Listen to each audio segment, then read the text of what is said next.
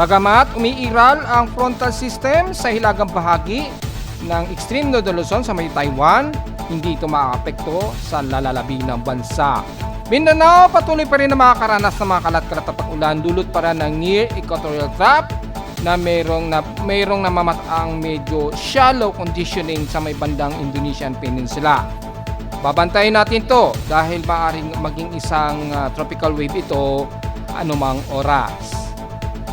Nabagamat may pinapakita sa mga computer model forecast, hindi pa rin sapat ito sa mga ilang generated tropical cyclone monitoring.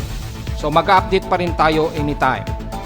At alinsangang panahon, patuloy pa rin sa buong bahagi ng Luzon hanggang Visayas. Pagtaas ng heat index pa rin ngayong araw, tuloy-tuloy pa rin.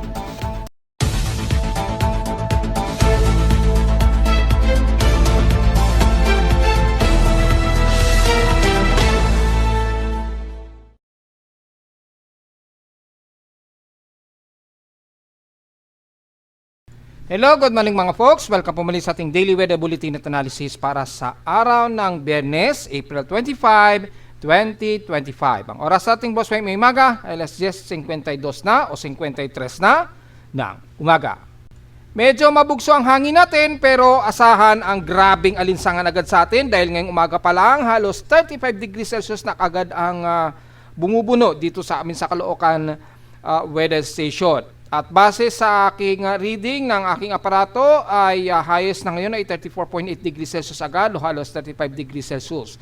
Then makikita sa ating live CCTV snapshot ay tirik na tirik po ang sikat ng araw natin. Kaya wag masyadong magbuwila dahil napakataas ng UV index natin, umaabot ng 10 to 11. So within 11 minutes sunburn kagad ang abutin natin at matindi po ang current solar energy. So matindi po ang tirik ng araw. Kaya iwasan masyadong magbibilad, magdudulot po ng mabilisang sunburn. At uminom ng maraming tubig kagad dahil expected pa rin ang peak ng ating matinding alinsangan po ngayong araw ng Biyernes. At dahil po dyan ay patuloy pa rin na nakataas sa mga thunderstorm watch mula sa data feed pa rin ni Pag-asa sa Northern Luzon. Within 12 hours po yan, most likely dyan daw sa Cagayan Valley anytime.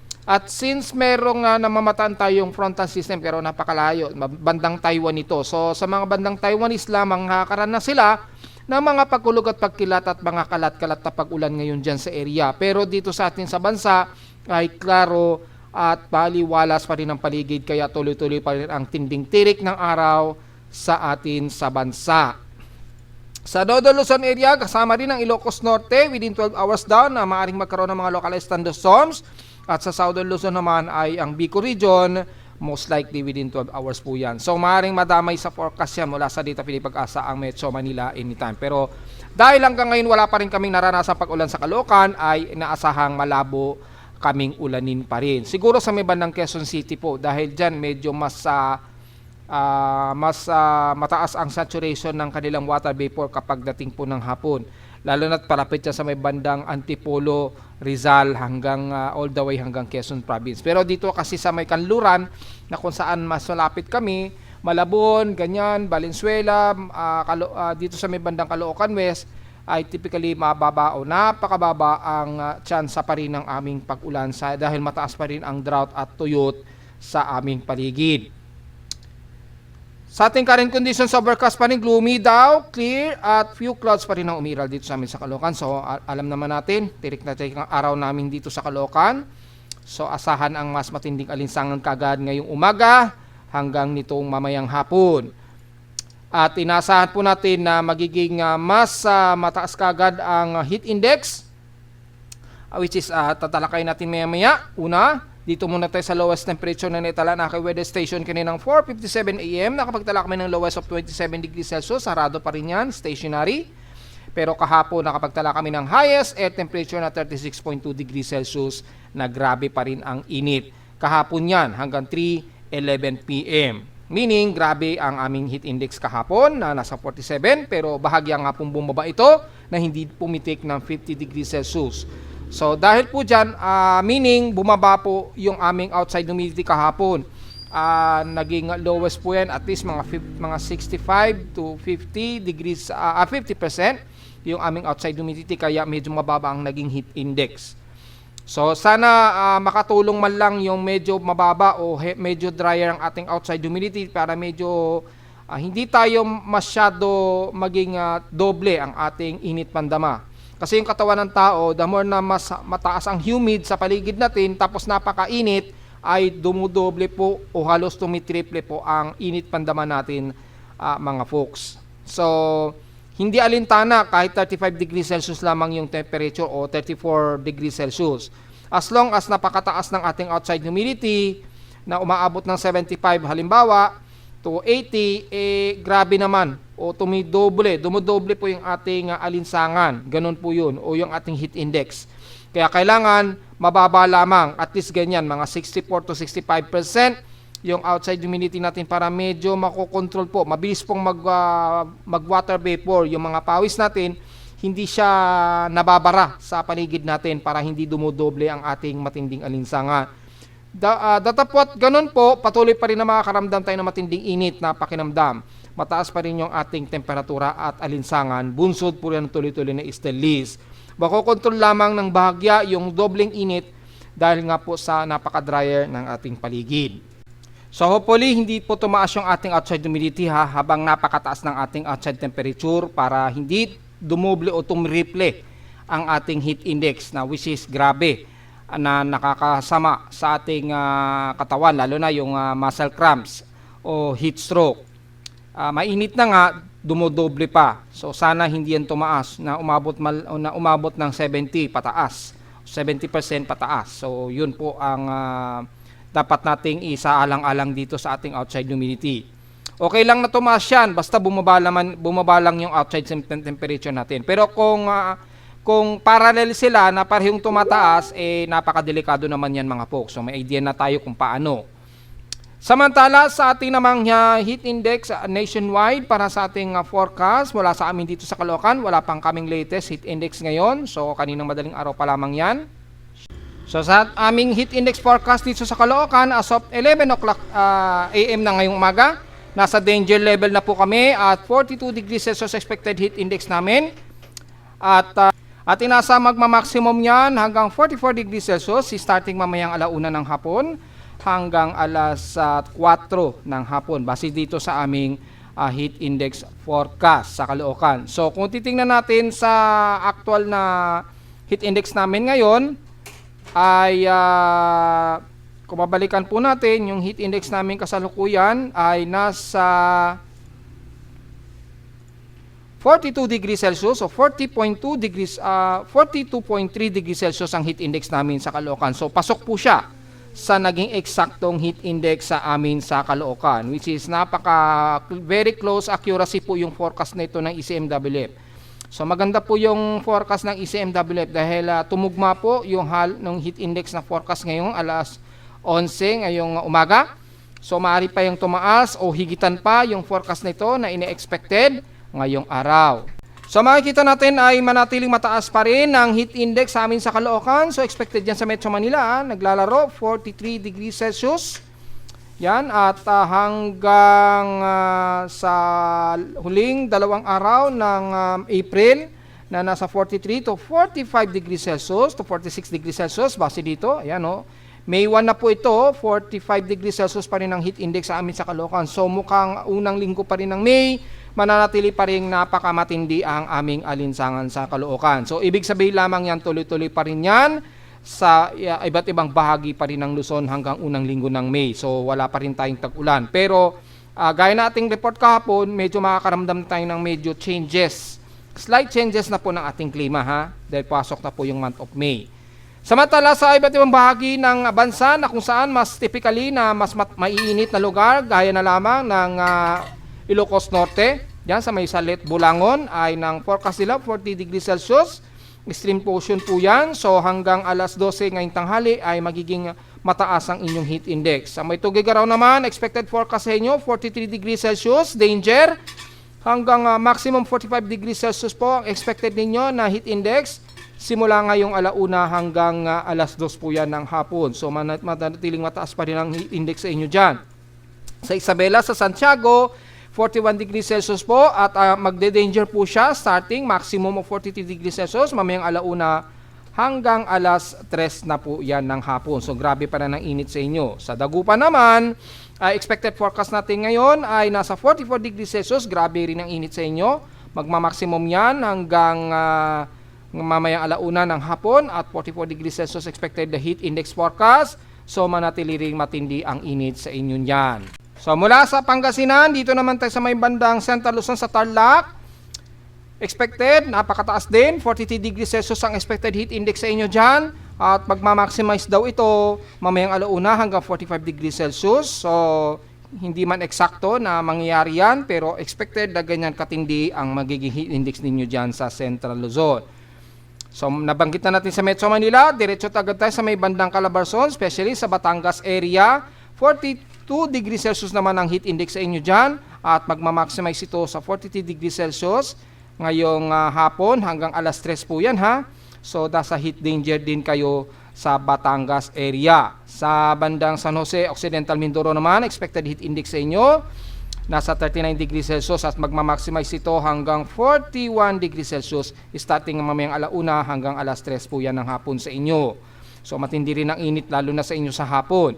Sa may bandang Mandaue City sa Cebu, o bandang Lapu-Lapu, Mandaue City, Cebu ay expected forecast 41 degrees Celsius, magma-maximize ito ng 42 degrees Celsius starting ngayong tanghali 12 o'clock PM hanggang alauna ng hapon po. Nasa danger din ang inyong lugar sa Mandaue, Cebu. So wag din masyadong magbibilad, ay grabe rin ang init sa inyo dyan sa Visayas.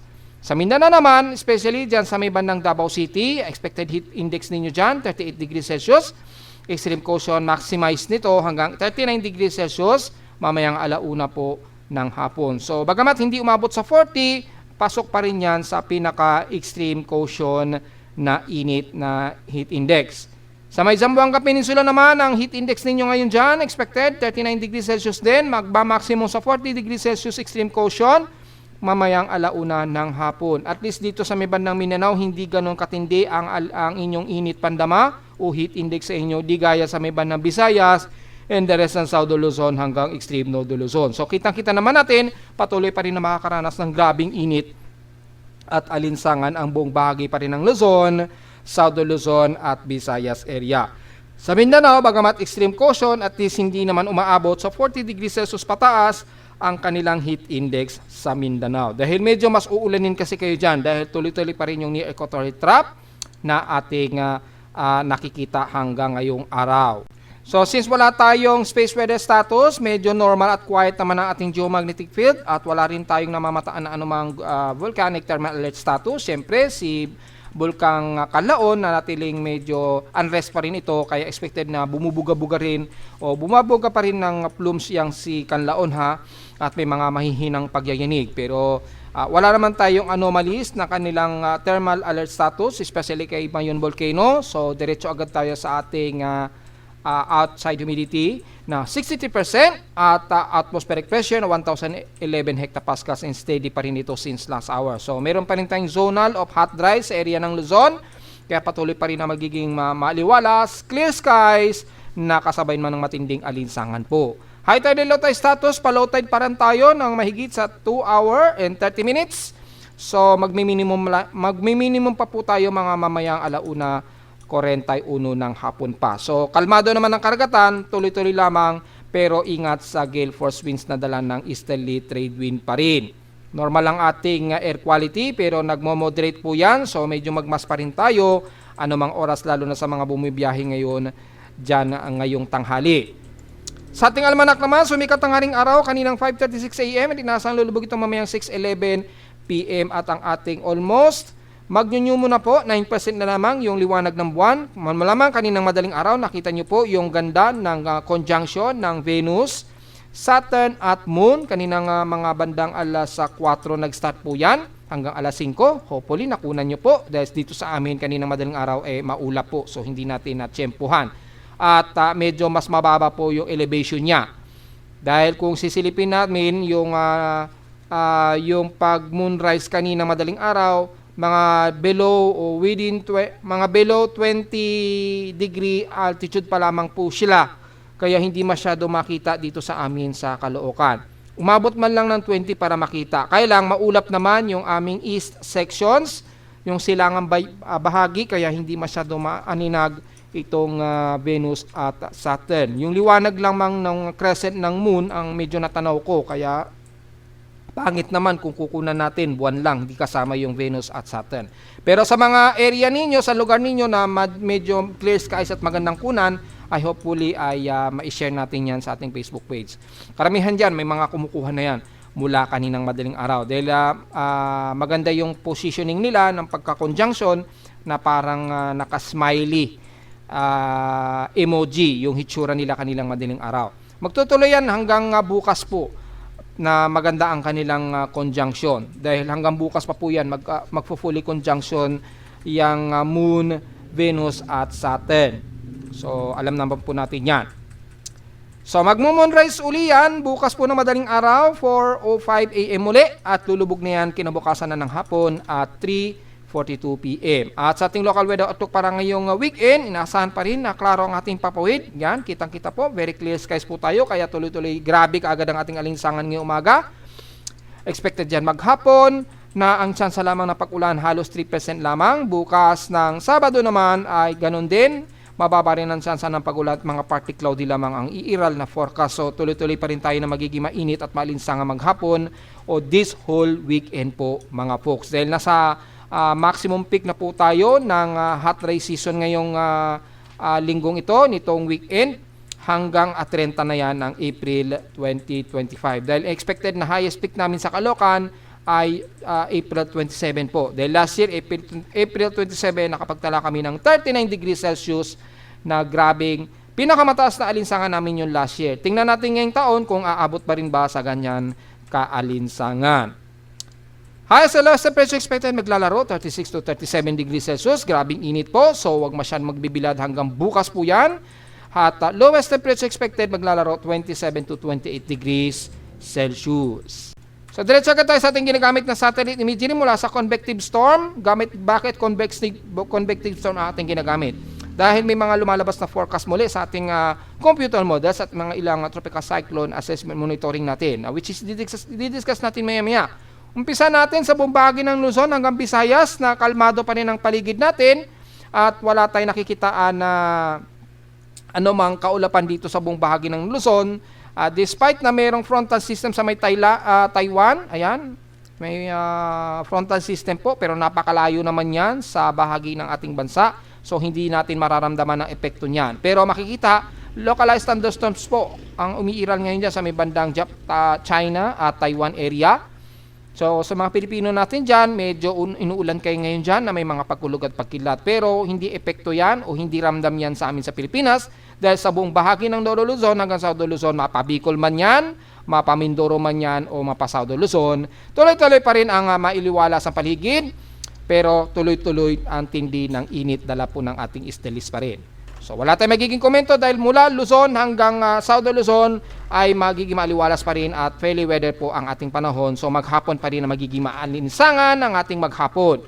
Sa may bandang Palawan naman, medyo maulap tayo dyan. Nakikita natin sa ating convective storm. So may mga ilang localized thunderstorm na medyo mararamdaman ng mga taga-Batara sa Balabac, Puerto Princesa area. Yan, medyo mararamdaman po yan. At sa ilang bahagi naman ng Palawan, especially dito sa may bandang Cuyo, ay magiging maulap din ang inyong panahon. Magkaroon man ng mga ilang light to moderate showers, ay mga madalas light to moderate showers ito at hindi naman tumatagal. Titila din kagad, so wala tayong magiging problema dyan. And dalas ng Visayas, sa may bandang Kanluran, medyo magiging partly cloudy kayo, pero mostly ay maalinsangan din at klaro ang inyong himpapawid dyan. So mataas pa rin ang humidity ninyo dyan, o humid, o hot humid, expected din ang mataas na heat index, which is pinakita ko sa inyo kanina lang. Kabilang ng Cebu, Bohol, at bandang Dumaguete, or the rest ng Negros Oriental. Dito naman sa may bandang Sipalay ng Negros Occidental, ay patuloy na magiging partly cloudy to some mostly cloudy, kaya lang magiging maaraw at malinsangan pa rin ang inyong maghapon. Kasama na ang Cebu, Bohol, and the rest ng Leyte at Eastern Samar area.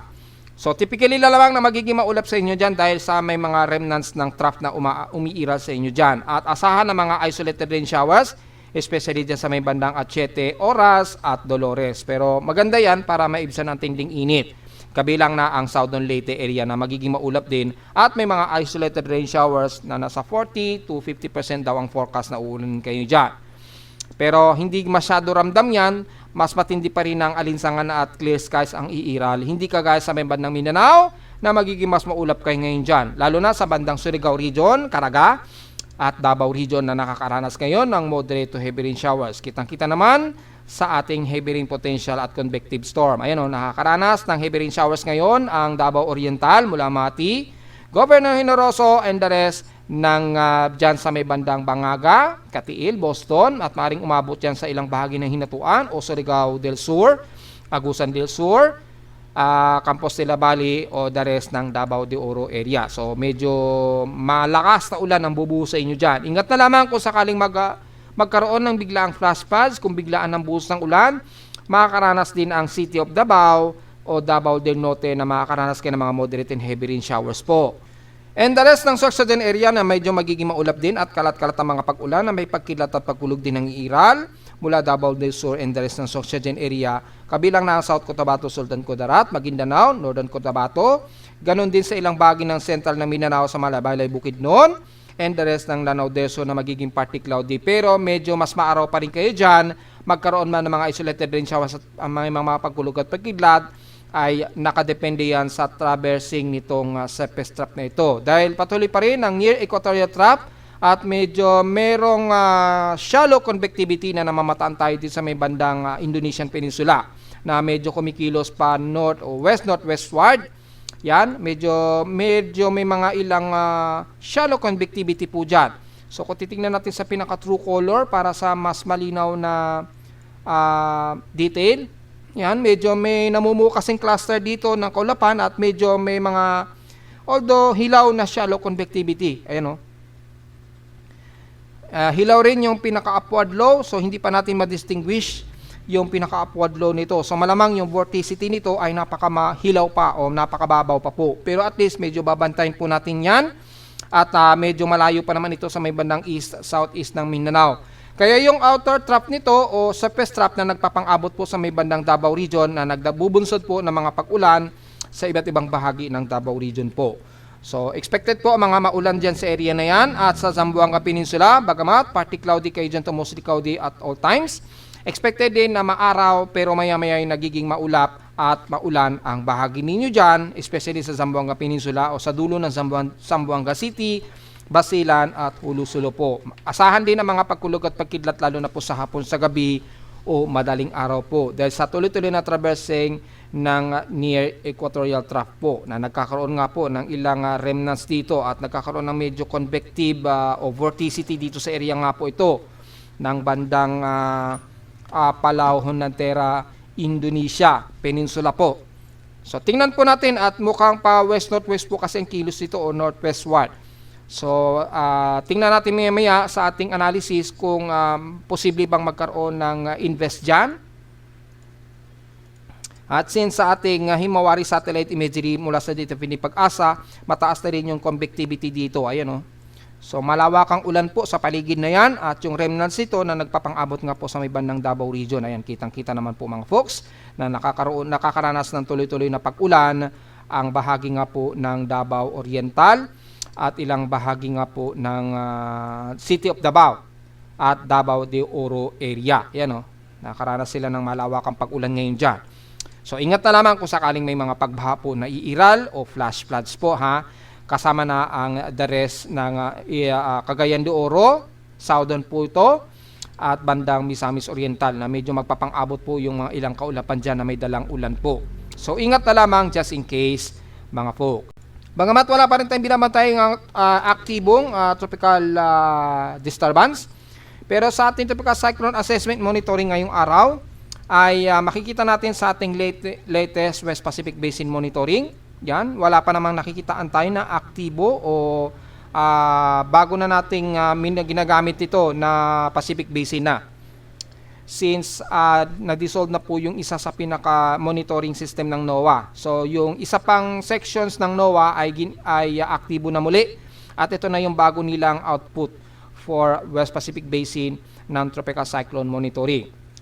Nakikita na sa ibaba yung legend, yung probability of development of tropical cyclone base sa kulay. Ayan, naka-indicate na po yun sa baba sa legend.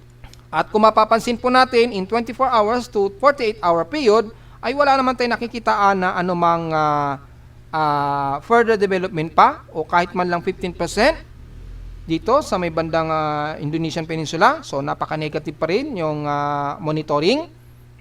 At dito naman ay hindi pa latest update yung data nito, pero makikita natin medyo may vorticity na po dito sa may bandang east-southeast na Mindanao.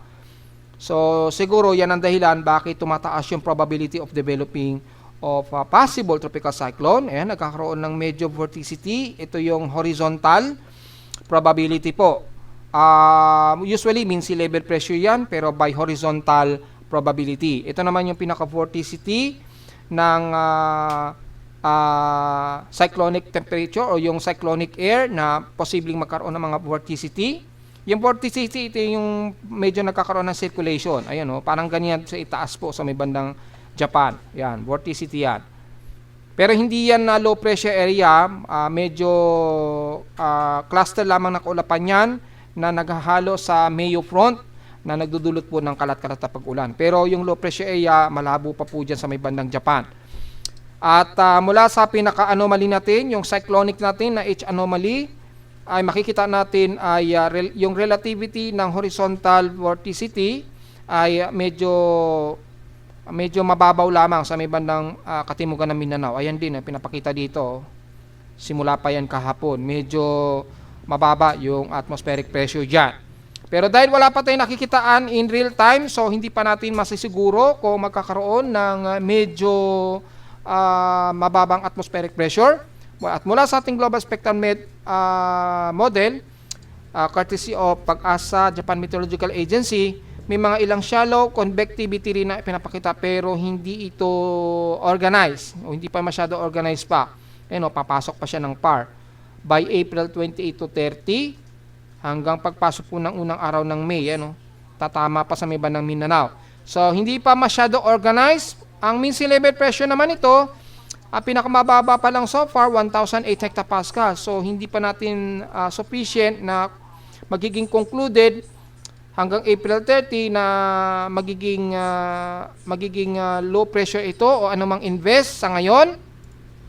Kaya lang, kung titingnan naman natin sa mga computer models, base na lang kay GFS ay lumalabas medyo may low pressure area na nade-develop dito sa may bandang east-southeast ng Mindanao, then kumikilos ito pa northwestward. Ayan o. Well, forecast pa lamang ito between May hanggang May 1 to May 2 po yung forecast nito. Kay ICMWF naman ay insignificant yung ipinapakita. Halos walang nakikitaan tayo base kay ICMWF. So, hindi pa tugma-tugma yung mga forecast kaya hindi pa natin maiko-conclude o maruruled out itong forecast na ito sa katapusan ng April kung talagang mayroong low pressure area dyan na mabubuo. Hanggat hindi natin nakikitaan dito sa ating West Pacific Basin Monitoring. So, hanggang ngayon ay forecast pa lamang po yan. At hindi pa naman klaro sa iba't ibang mga weather agencies gaya na lamang ni ICMWF. Kay NABGEM naman, mas aggressive po kay NABGEM. Ayun, naging tropical depression pa nga ito dito. Mula sa may bandang Indonesian Peninsula, kikilos ito pa northwestward. Tatawirin ito ang buong bahagi ng Eastern Mindanao, Visayas, and then kakabigin nito ang Bicol region. Ayun, hanggang sa tatama ito ng bandang pagitan ng Mindoro or NCR or Calabarzon area. Ang forecast niyan by April 25 hanggang April 30, 2025 po yung forecast ni NABGEM. So kay NABGEM at GFS may pinapakita na sila na tropical wave except kay ICMWF na medyo hilaw pa at wala pang organized na nakikitaan si ICMWF. So sa mga nagtatanong kung totoo ba yan, sa ngayon hindi pa natin ma-rule out yan as of now. Dahil napakaaga at napaka-disorganized pa ng mga forecast ng mga iba't ibang mga weather models at hindi pa lumalabas sa ating mga global spectral model yung activity niya. So, kung ibabase naman natin sa pinaka-lower winds or convergences, kung mataas ang probability, ay medyo mataas naman ang probability nito. Ayan, medyo meron siyang convergence dito, at least 22 km per hour. Pero napaka-disorganized din ang pinapakita niya. pero meron na siyang low pressure convectivity dito o yung vorticity niya. 20 to 25 kilometers per hour po yung naglalaro na convectivity dito sa may bandang east-southeast ng Mindanao. Kaya siguro nagkakaroon sila dyan ng mga kalat-kalat na pag-ulan sa may bandang Mindanao. Nakakaranas sila ng surface trough ngayon dyan o near equatorial trough. So, malinaw lamang na medyo mayroong mga ilang convectivity na nabubuo. Magdedepende na lamang sa laro ng divergence kung ito ay kakabigin ng flow dito sa may bandang Indonesian Peninsula hanggang sa magkaroon ng organized circulation. Sa ngayon, hindi pa natin masabi dahil napakahilaw pa ng organized ng convergence nito. Yan. Yung wind shear naman niya, kung titingnan natin kung favorable, ay medyo nagfe-favor naman siya at medyo neutral. So, alanganin din ang pinapakita ng favorable ng wind shear nito. Pa west-northwest din yung galaw ng wind shear, kaya sumasabay lamang dito yung medyo shallow trough dito o yung medyo cluster ng kaulapan.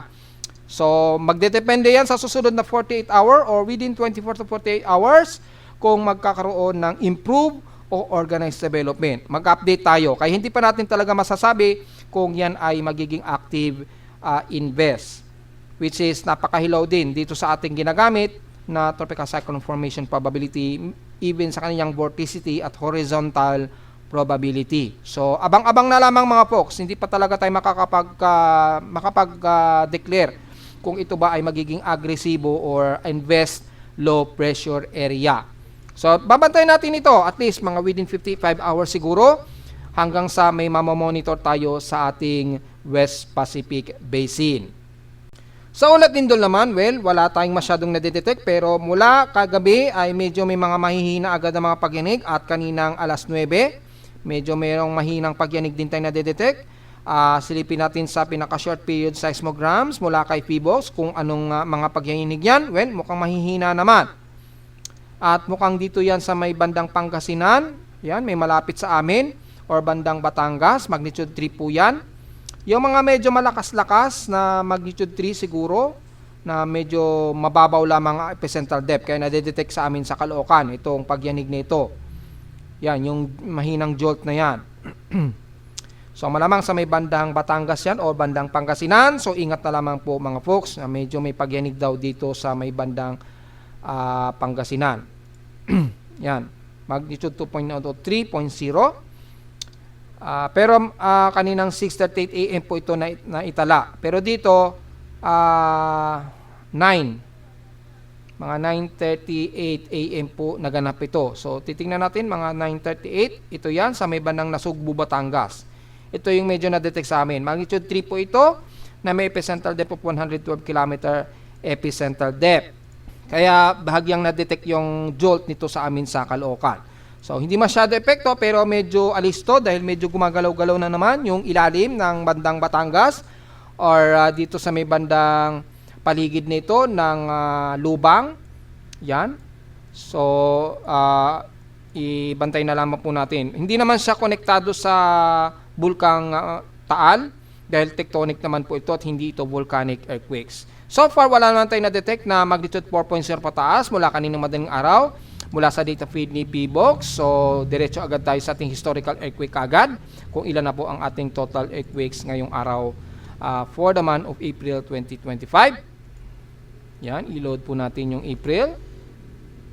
So, mukhang marami-rami na ang mga pagyangin natin. Mula rito ay may 774 earthquakes na po tayo. 745 dito is magnitude 2.0 pataas. 22 sa magnitude 4.0, 6 sa magnitude 5.0, magnitude 5.0, 6 at isang magnitude 6.0 pa rin mga folks. Makikitang madami-dami na rin ang mga cluster ng pagyanig sa may bandang Luzon, extreme Northern Luzon, pero nangunguna pa rin ang may pinakamaraming pagyanig sa may bandang Mindanao at southeastern part ng Visayas. So, lalo na dyan sa may bandang Panimbang, Sultan Kudarat medyo gumagalaw-galaw pa rin po dyan, medyo alisto po tayo at bantayin natin yung activity ng pagyayinig dyan. Siguro nagkakaroon lang siguro ng volcanic earthquake sa ilalim ng dagat malapit sa may bandang Sarangani Island. So medyo bantayin po natin dahil hindi natin malaman kung yan ay epekto lamang ng paggalaw ng tectonic plates sa ilalim. Dahil marami pong mga fault lines dyan sa may Mindanao, lalo na dito sa area na ito. Yan, marami-rami ring mga fault line dito. At kasabay na may mga volcanic earthquake, magkakadugtong po yan. Hanggang dito yan sa may bandang Gorontala. Sakop pa rin ng Indonesian Peninsula. So ingat pa rin at medyo alisto na lamang po mga folks. At narito naman ating 3-day to weather forecast para sa araw ng Biyernes, April 25, 2025.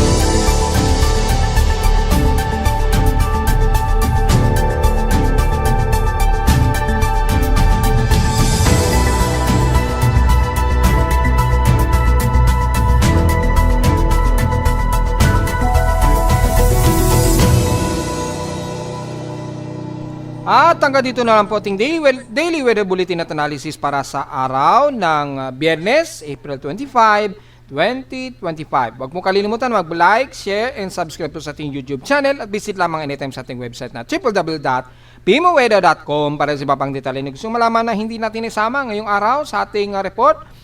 At tuloy-tuloy lamang tayo na makakaramdam ng grabing init at alinsangang panahon lalo na sa Luzon area. At visit lamang sa ating website sa gusto malaman pinaka-dynamic events mula sa reading mismo ng aking aparato sa Caloocan, lalo na sa nagbabantay sa ating heat index at sa data feeds mula sa iba't ibang weather agencies. Maraming salamat po mga folks. Uminom ng maraming tubig dahil grabe po ang init ngayon ha.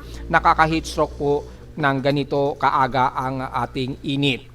At magandang araw po at happy weekend po sa ating lahat.